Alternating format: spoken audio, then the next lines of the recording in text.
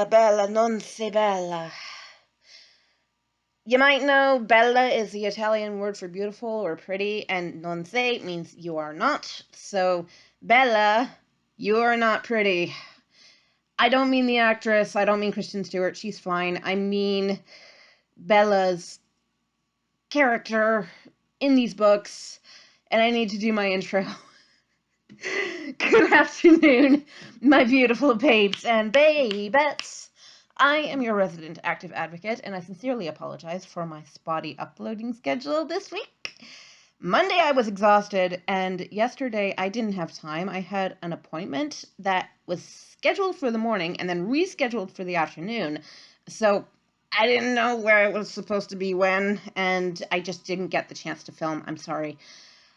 In this video, though, I would like to talk about Bella in Eclipse.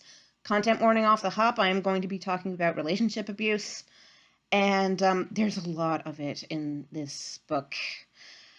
Okay, so when Edward gets home, as we discussed in the Edward Issues video, he basically has Bella under house arrest for the first half of the book/movie because she can't go running off to Quileute territory. The werewolves, shapeshifters, are dangerous. Really, sweetheart? Because you left her alone with them for several months when you deked out of town. So of course Bella immediately forgives Edward for leaving and just goes right back into that abusive relationship.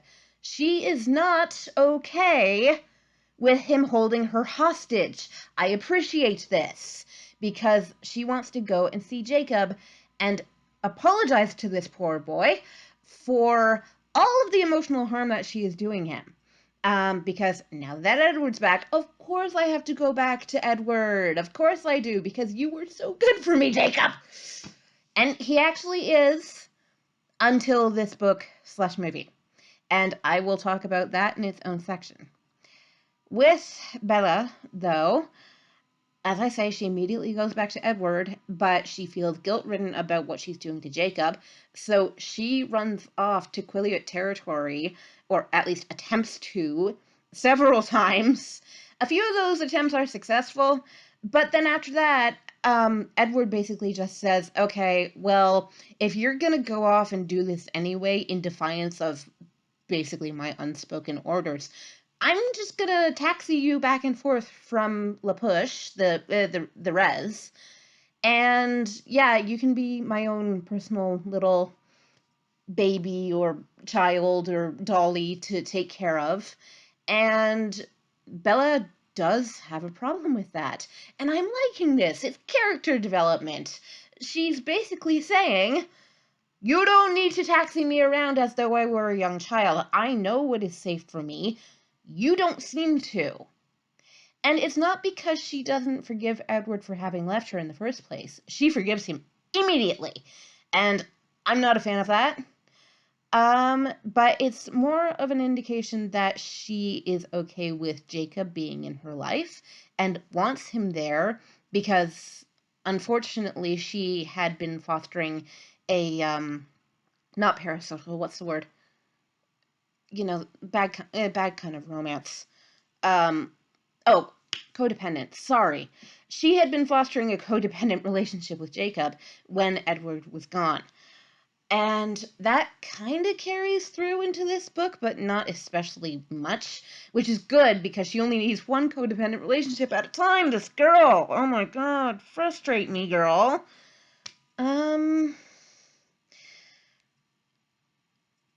Bella gets to hear, content warning about this one, a very interesting story from Rosalie, who is one of Edward's adopted sisters, okay? I kind of hinted at this in the last video, but Rosalie wanted to tell Bella why she thinks Bella is making the wrong decision. Rosalie was one of only 2 people in the Cullen family to vote no for Bella becoming a vampire, the other being Edward. Edward's reason is that he does not want to strip Bella of her soul because he believes in souls, but also believes that vampires do not have souls.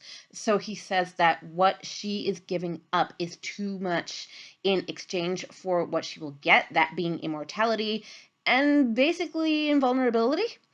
Rosalie, however, has a different reason for telling Bella no. And I alluded to this before, but her reason for telling Bella no is that for Rosalie herself, vampirism was not a decision that she was able to make, and it was not the decision that she would have wanted made for her had she had a say. So in Rosalie's story, she tells Bella that when she was still a human, and she remembers this very well because human memories tend to fade once you've become a vampire, but she has clung on to these memories because of what they mean to her. When Rosalie was a human, she was very wealthy. She was very, what she thought was, happy. And she was engaged to the richest man in town. This was during the Great Depression, I believe in the movie at least, she says the year 1933. And her family wasn't even really cognizant that there was a Great Depression. That's how rich they were. So she gets engaged to this guy who gets drunk one night with a group of his friends, and they attack Rosalie. I'm not going to say how, but the inference is there. Okay, so for anyone in my audience not old enough to know what I'm talking about, good. For anyone old enough in my audience to know what I am talking about, don't spread it around. I don't want to get a knock on this video, but that's why I'm not telling you exactly what I believe happened. At least it's implied that this happened, because Rosalie says they left me in the street to die. So Carlisle finds Rosalie, and I consider this an incredible violation of Rosalie's own rights because she was basically unconscious when Carlisle vampirized her. Carlisle bit her to turn her into a vampire, and Edward already knew who Rose was as a human, and Rose remembers hearing Edward say, "Why on earth would you pick her of all people?" He does not like Rose, and Rose does not like him. Because, and she says to Bella, Edward was the only person in town better looking than me. And she fully admits to Bella, yes, I was young, I was naive, I was silly, I was vapid. And that's why I was making all the choices that I was making. Those were the wrong choices for me. Yes, they were. But this was also not a choice I would make. And as I say, Edward did not like Rose, even as a human, and kind of resented her being brought into their found family. But Carlisle says to Edward it would have been such a waste. When I read that, I didn't exactly know what to make of it. And I mean, yes, it is a shame to waste a life, but like Edward makes the point, people die all the time. You little hypocrite, because it's exactly what you are doing to Bella. It is exactly what you are doing to Bella. Even though Bella nominally has a choice. But the problem I have with Bella is the same problem that Rose has with Bella. Bella is giving away her choice to Edward. She is allowing him to control her inevitable fate, because basically it's up to him whether she becomes a vampire or not. That was the deal they made. She wants Edward to bite her, not Carlisle. Carlisle is perfectly capable of doing this. Any one of the Cullens is perfectly capable of doing this, but she specifically wants it to be Edward. And there are undercurrents to that I'm not going to get into. Look them up for yourself. Inferences have been drawn between venom and other things. I don't want to get nasty or very nasty until I start talking about Breaking Dawn. That will be later on, thankfully. Oh, thank the gods. I've yet to read it, by the way, but I remember most of the plot, so maybe I will skip out on this one a bit. Or at least on the second half. That would be great. But when Rose tells Bella her story, Bella still sticks to her guns and is committed to her decision. As a feminist, I respect that, but as a feminist, I don't respect that because her choice is basically to give away her choice. Her choice is to give away her own power because, as I say, Edward is the one who holds the key to what she wants. She can't do it for herself. You know, she can't vampirize herself, obviously, because she's a human. So she could have any one of the Cullens do this, but she wants it specifically, as I say, to be Edward. And that gives Edward great power over her. And I do not have a very good opinion of this because it creates an even greater power imbalance in their relationship, which was already so massive. Like, from the very start, he's an immortal monster. You're a fragile little immortal human, and you are giving what power you do have to this immortal monster who doesn't want to do, by the way, what you want him to do for you. He's very much against this decision that you are making.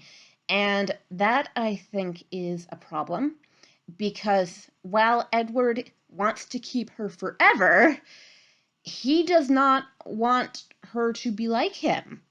That creates a bit of a conflict of interest because how can you be together with her forever but not want to make her into a vampire? I don't get it. He does not display good logic in these choices and in these choices that he is making for her. But this is actually the one choice where Bella ends up getting her way. Spoiler alert. Not that this is a spoiler at this point. We all know what happens. Getting into Breaking Dawn is going to be fun for everyone. So let's see, other Bella issues. She does manage to run off to Quileute territory, which I love. But as I say, Edward taxis her back and forth after, she makes the successful attempt to get out. But when she is with Jacob constantly, it is emotional torture for this boy. And I feel really, really bad for him because he's just not aware of, like, Bella's emotional lack of depth. I'm sorry, I don't think she knows what she wants a lot of the time in this book. She wants to satiate both parties, which is impossible to do because they are, as both Edward and Jacob put it, natural enemies, right? So the shapeshifters have always been enemies to the vampires because you hear the nominal Quileute mythology in this book. It's not the real mythology, right? But the idea is that vampires came into Quileute territory and started wrecking shop. So the Quileutes ended up turning into the shapeshifters that they are in order to defend their territory. This is why Jacob has such a problem with Edward on the surface level, but deeper than that is not deeper. Jeez, this is fluff, but the love triangle is the other issue because he thinks that he's in love with Bella. Again, we'll get to that in Breaking Dawn. Oh my! Content warnings out my ears in terms of that content to be. That's, oh my god, I have to stop saying that's going to be fun because it really isn't. Especially when we get into specific things that are going to make me cringe at the racism, but I want to put all of this into context for y'all, because it's important that we understand why these sorts of tropes still exist and where they came from. And we will be getting into more of those, hopefully, tomorrow, when I discuss the Jacob issues section of this book. Really, there need only be 3 videos per book of Edward, Bella, and Jacob issues, respectively. But for Breaking Dawn, there's probably going to be 4. Because that book is a brick. These books, by the way, are bricks. They're right, huge. They're huge. So they take a hot minute to get through, unfortunately. So I'm sitting here listening to this stuff and basically torturing my ears because I do not like this story. For several reasons. Most of which is the racism, actually, and we will get to that tomorrow. So I know that this felt kind of disjointed, but basically the issue I have with Bella, to put a nice bow on this, is that she is giving away her agency actively to a person who does not know what he wants. Every single thing that Edward thinks is a conflict of interest. I want you in my life forever, but I also want you to be human. You can't reconcile those, guy. I'm sorry, you can't. So don't try to. Please try and be selfless and let her go. That's not going to happen. And we will get to that in Breaking Dawn. But tomorrow, Jacob. And I will see y'all then. Mwah.